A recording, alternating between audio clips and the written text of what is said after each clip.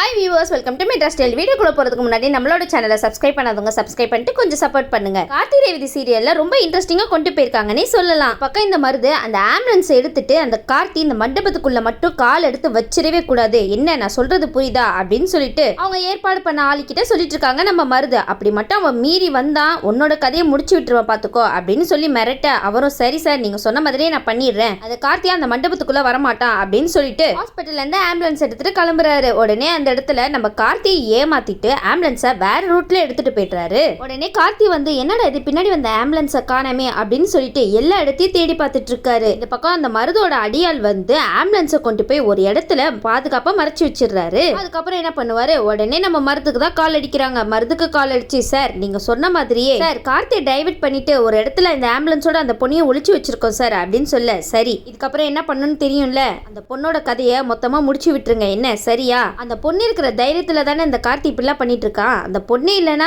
அதுக்கப்புறம் என்ன பண்ணுவான், அதுக்கப்புறம் இருந்த இன்னொரு ப்ரூஃபையும் அவன் இழந்துட்டு அவன் மனைவிக்கு நான் தாலி கட்டுறத கண் கூட நின்று ரசிக்க போறான், இதை விட வேற வழியே இல்ல நம்ம கார்த்திக் அப்படின்னு சொல்லிட்டு ஒரு பக்கம் அவர் சந்தோஷப்பட்டு இருக்காரு. ஆனா நம்ம பிரியா ரொம்ப புத்திசாலித்தனமா அந்த இடத்துல ஒரு விஷயம் பண்றாங்க. அவங்க என்ன பண்றாங்கன்னா, அந்த ஆம்புலன்ஸ் ஓட்டிட்டு வந்த டிரைவர் வந்து கீழே இறங்கி போய் மருதிக்கிட்ட எல்லா விஷயத்தையுமே சொல்ற ஆர்வத்துல நம்ம பிரியா என்ன பண்றாங்க ஏது பண்றாங்கன்றத கவனிக்க மறந்துட்டாரு. உடனே பிரியா வந்து நர்ஸ் அந்த ஆம்புலன்ஸ் டோரை க்ளோஸ் பண்ணுங்க உள்ள அப்படின்னு சொல்லி உடனே அந்த நர்ஸும் வேகமா க்ளோஸ் பண்ணிட்டாங்கப்பா, ரொம்ப தைரியமா ஒரு காரியம் பண்ணிருக்கீங்கன்னே சொல்லலாம். உடனே இந்த டிரைவர் சார் என்ன திரும்ப பண்றாரு, போனை அந்த ஆம்புலன்ஸ்குள்ளேயே வச்சுட்டு சரி கொஞ்ச நேரம் போய் ரிலாக்ஸ் பண்ணிட்டு வந்துடலாம், ரொம்ப எஃபெக்ட் போட்டுட்டோம் அதனால ரிலாக்ஸேஷன் ரொம்ப முக்கியம் இல்ல அப்படின்னு சொல்லிட்டு ரிலாக்ஸ் பண்ண போறாரு. உடனே நம்ம பிரியா வந்து அவங்களுக்கே தெரியாம அந்த போனை ரொம்ப கஷ்டப்பட்டு ட்ரை பண்ணி எடுத்து நம்ம கார்த்திக் தான் கால் பண்றாங்க. இந்த பக்கம் நம்ம கார்த்தி இங்கேயும் அங்கேயும் ஆம்புலன்ஸ் தேடிட்டு இருக்க, உடனே பிரியா கிட்ட இருந்து கால் வருது. நம்ம கார்த்தி ரொம்ப பயங்கர டென்ஷன்ல இருக்காருன்னே சொல்லலாம், கட் பண்ணிட்டே இருக்காருப்பா போன் கால. அச்சோ கார்த்தி எடுத்து பேசுங்களேன், அவங்க வேற யாரும் இல்ல பிரியா தான். நம்ம கார்த்தி யாருடா இந்த நேரத்துல அப்படின்னு சொல்லிட்டு ரொம்ப பரபரப்பா ஆம்புலன்ஸ் தேடுற விஷயத்துல இந்த போன் கால் எடுக்காம விட்டுறாரு. மறுபடியும் நம்ம பிரியா போன் அடிக்க ஒரு வழியா போன் எடுத்து பேசுறாரு. ஹலோ யாருங்க நீங்க அப்படின்னு சொல்லி கேட்க, உடனே அங்க இருந்து பிரியா பேசுறாங்க.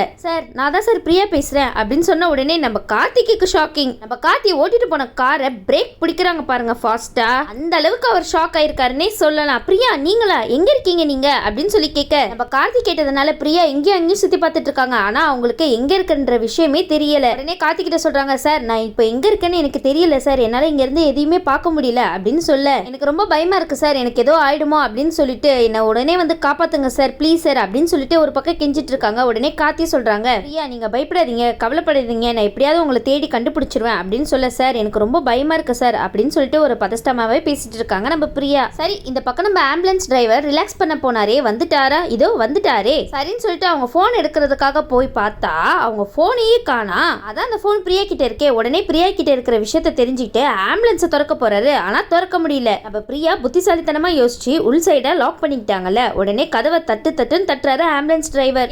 ரெண்டு பேரும் ஒழுங்கு மரியாதையா வெளியே வர போறீங்களா இல்லையா, உள்ள லாக் பண்ணிட்டா தப்பிச்சிடலாம்னு நினைச்சிட்டீங்களா என்ன, உங்களை யாருனாலுமே காப்பாற்ற முடியாது அப்படின்னு சொல்லிட்டு இருக்காரு டிரைவர். இந்த பக்கம் நம்ம பிரியா கார்த்திகிட்ட பேசிட்டு இருக்க, சார் எனக்கு ரொம்ப பயமா இருக்கு சார், சார் அவன் என்ன கொல்றதுக்காக தான் சார் பாக்குறான், நான் உள் சைட லாக் பண்ணிட்டேன் அதனால கதவை தட்டிட்டே இருக்கா சார், எனக்கு ரொம்ப பயமா இருக்கு சார் அப்படின்னு சொல்லிட்டு அவங்க ஒரு பக்கம் துடிச்சிட்டு இருக்க, கார்த்தி வந்து சரி பிரியா நீங்க பயப்படாதீங்க நான் உடனே அந்த இடத்துக்கு வந்துடுறேன், அது மட்டும் இல்லாம நீங்க கொஞ்சம் ட்ரை பண்றீங்களா எங்க இருக்கீங்கன்னு சொல்லி எனக்கு வந்து சொல்ல முடியுமா அப்படின்னு சொல்லி கேட்க, உடனே பிரியா சொல்றாங்க, சார் எனக்கு வந்து எதுவுமே தெரியல சார், ஒரே இருட்டா இருக்கு, ஆனா பார்க்க ஏதோ பழைய குடோன் மாதிரி இருக்கு சார், அதுக்குள்ளதான் எங்களை லாக் பண்ணி வச்சிருக்கான்னு நினைக்கிறேன் சார், ப்ளீஸ் சார் சீக்கிரம் வந்து என்ன காப்பாத்துங்க சார் அப்படின்னு சொல்லிட்டு அவங்க போன் கட் பண்ணிடுறாங்க. கார்த்தி இப்போ நீங்க என்ன பண்ண போறீங்க, எப்படி காப்பாத்த போறீங்க, நம்ம கார்த்தியும் ஹலோ ஹலோ அப்படின்னு சொல்லிட்டே இருக்காங்க. ஆனா நம்ம பிரியா அதுக்குள்ளதான் கட் பண்ணிட்டாங்களே. உடனே நம்ம கார்த்தி அந்த இடத்துல புத்திசாலித்தனமா யோசிச்சு, சரி ஆம்புலன்ஸ் இங்க இருந்து தூரமா போயிருக்க சான்ஸே கிடையாது, கண்டிப்பா இந்த சரௌண்டிங் எங்கேயோ தான் ஆம்புலன்ஸை ஒளிச்சு வச்சிருக்காங்க அப்படின்னு சொல்லிட்டு நம்ம கார்த்தி எல்லா இடத்துலயும் தேடி பார்த்துட்டு இருக்காரு. அங்க பார்க்கும்போது ஒரு இடத்துல ஷூட்டிங் மாதிரி பண்ணிட்டு இருக்காங்க. அப்ப நம்ம கார்த்திக்கு உடனே யோசனை வந்து ஓடி போய் ஒருத்தர் கிட்ட ஹெல்ப் கேட்கிறாரு. சார் உங்ககிட்ட கொஞ்சம் தனியா பேசணும் வர முடியுமா அப்படின்னு சொல்லிட்டு தனியா கூட்டிட்டு போய் நடந்த எல்லா விஷயத்தையுமே சொல்லிட்டு இருக்காரு நம்ம கார்த்தி. சார் இந்த மாதிரி ரெண்டு பேரோட உயிர் ஆபத்துல இருக்கு சார், அது மட்டும் இல்லாம இன்னும் டைம் கொஞ்சம் தான் இருக்கு, எனக்கு நீங்க வச்சிருக்கிற எலிகாம்ல இந்த சரௌண்டிங்ல எங்கேயாவது ஆம்புலன்ஸ் இருக்கான்னு எனக்கு பார்த்து சொல்ல முடியுமா அப்படின்னு சொல்லிட்டு ஒரு ஹெல்ப் கேட்கிறாரு. அவரு ரொம்ப யோசிச்சுட்டு இருக்காரு. உடனே கார்த்தி சொல்றாங்க, சார் ப்ளீஸ் சார் ரொம்ப அர்ஜென்ட், எனக்கு இதுக்கு மேல டைம் கிடையாது அப்படின்னு சொல்ல, அதுக்கு அவர் சொல்றாரு, சார் நீங்க கேட்ட உடனே எலிகாம்லாம் பறக்க விட முடியாது, நான் கேமராவை ரெண்ட் எடுத்திருக்கேன் சார், இங்க ஆர்டிஸ்ட்லாம் இருக்காங்க எல்லாரும் வந்து என்னன்னு கேட்டா நான் என்ன சார் பதில் சொல்லுவேன், நீங்க பாட்டுக்கு எலிகாம பறக்க விடுங்கன்னு சொல்லி கேட்டுட்டு இருக்கீங்களே. உடனே கார்த்தி இந்த இடத்துல வந்து, சார் ப்ளீஸ் சார் உங்களுக்கு எவ்வளவு பணம் வேணாலும் தரேன், இங்க ரெண்டு பொண்ணுங்களோட உயிர் ஆபத்துல இருக்குன்னு சொல்லிட்டு இருக்கேன், நீங்க என்னன்னா சார் ரெண்ட்னு பத்தி பேசிட்டு இருக்கீங்க இருக்கீங்களே, எவ்வளவு ஆனாலும் சரி நான் வந்து அந்த பணத்தை உங்களுக்கு செட்டில் பண்ணிடுறேன், தயவு செய்து எனக்கு இந்த ஒரு ஹெல்ப் பண்ணிட்டு பண்ணுங்க சார் அப்படின்னு சொல்லிட்டு ரொம்ப கெஞ்சிட்டு இருக்காருப்பா நம்ம கார்த்தி. உடனே நம்ம கார்த்தி சொன்னதுக்கு சம்மதிச்சு எலிக்காம பறக்கவும் விடுறாங்கப்பா. அந்த சரௌண்டிங்ல இருக்கிற எல்லா இடத்தையுமே செக் பண்ணிட்டு இருக்காங்க நம்ம கார்த்தி.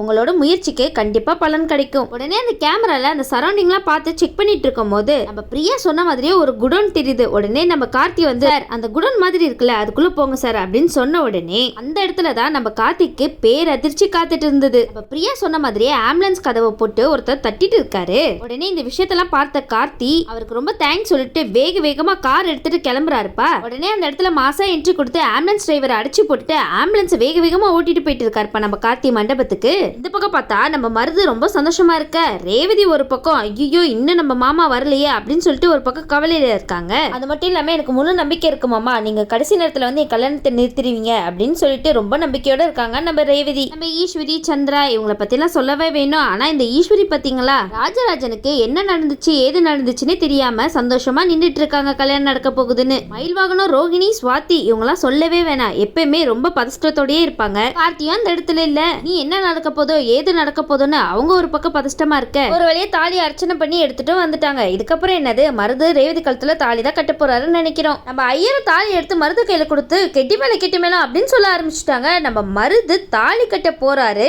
அங்க இருந்து ஒரு குரல் வருதுப்பா, நிறுத்துங்க அப்படின்னு சொல்லிட்டு. அது வேற யாரும் இல்ல நம்ம கார்த்தி தான். கார்த்தி ஒரு வழியா வந்துட்டீங்களா, உடனே யார் அது கல்யாணத்தை நிறுத்துங்கன்னு சொல்றதுன்னு நம்ம மருது ரேவதி ஈஸ்வரி நம்ம சந்திரா எல்லாருமே ஷாக்கிங்கா பாக்குறாங்க. உடனே சந்திரா வந்து அச்சுச்சோ வந்துட்டானா இவன், இப்ப என்ன பண்றது, போச்சுடா எல்லாமே நாசமா போச்சு அப்படின்னு சொல்லிட்டு நினைச்சிட்டு இருக்காங்க. உடனே அந்த இடத்துல அதிகாரிங்க மருதுனால பாதிக்கப்பட்ட அந்த பொண்ணுங்க எல்லாருமே வந்துடுறாங்க.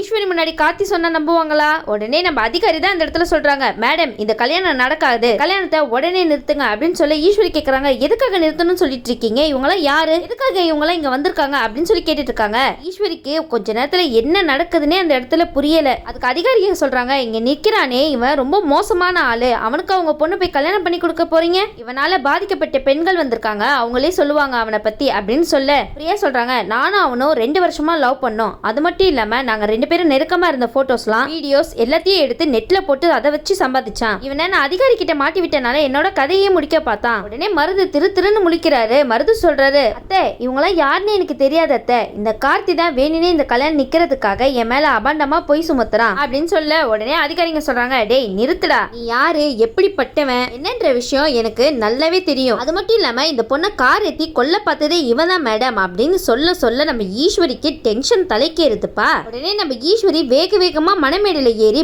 பலார்னு கண்ணத்துல விடுறாங்கப்பா. நம்ம மருது ஆட்டமா ஆடினீங்க, உங்க ஆட்டத்துக்கெல்லாம் முற்றுப்புள்ளி வச்சுட்டாங்க ஈஸ்வரி, இதைதான் உங்ககிட்ட இருந்து நாங்க எதிர்பார்த்துட்டு இருந்தோமே, அவருக்கெல்லாம் ஒரு அடி பார்த்தாது ஈஸ்வரி, 4 அடி சேர்த்தே போடுங்க. ஆனா நம்ம ரேவதிக்கு இதை பார்த்து ஒரே ஷாக்கிங், என்னடா இது அம்மா பலார்னு கண்ணத்திலே அடிச்சிட்டாங்களே அவனை அப்படின்னு சொல்லிட்டு அவங்க ஒரு பக்கம் ஷாக்கிங்ல இருக்காங்க. இந்த மருது பையா அடி வாங்கிட்டோ இன்னும் நல்லவ மாதிரியே நடிச்சிட்டு இருக்காரு. அத்தை இவங்க சொல்றதெல்லாம் பொய் அத்தை, என்னத்த நீங்க என்ன நம்பலையா, இவன் சொல்றத போய் கேட்டுட்டு இருக்கீங்க, அவனை பத்தி தான் உங்களுக்கு தெரியல, இந்த கல்யாணத்தை நிறுத்துறதுக்காக என்ன வேணாலும் போய் சொல்லுவான், போய் அவனை நம்பிட்டு என்ன அடிச்சிட்டீங்களே நீங்க அப்படின்னு சொல்லி கேட்டுட்டு இருக்க. டேய் வாயை மூடுறா நீனு, இன்னும் நீ என்ன எவ்வளவு ஏமாத்த போற, நீ எவ்வளவு நல்லவன் வல்லவன்னு என் பொண்ணுக்கு உன்னை கல்யாணம் பண்ணி வைக்கலாம்னு நினைச்சா நீ பார்த்திருக்கிற வேலையை பறிச்சு உனக்கு கொஞ்சம் கூட வெக்கமான சூடு சொன்ன எதுவுமே இல்லையா, இவ்வளவு பெரிய அசிங்கமான வேலையை பார்த்துட்டு எப்படி உன்னால இந்த மாதிரி எல்லாம் பண்ண முடியுது, உனக்கு இந்த சாமுண்டீஸ்வரியை பத்தி தெரியலையா, நான் யாருன்னு உனக்கு தெரியுமா தெரியாதா, எனக்கு எவ்வளவு தைரியம் இருந்தா இத்தனை பொண்ணுங்களோட வாழ்க்கையை கெடுத்துட்டு என் பொண்ணு கழுத்திலேயே தாலி கட்ட வருவ அப்படின்னு சொல்லிட்டு தரன்னு நம்ம மருது சட்டியை பிடிச்சி இழுத்துட்டு போயிட்டு அதிகாரிங்க முன்னாடி நிக்க வைக்கிறாங்க. ஈஸ்வரி இன்னைக்கு யார் மாஸ்க் காட்டுறாங்களோ இல்லையோ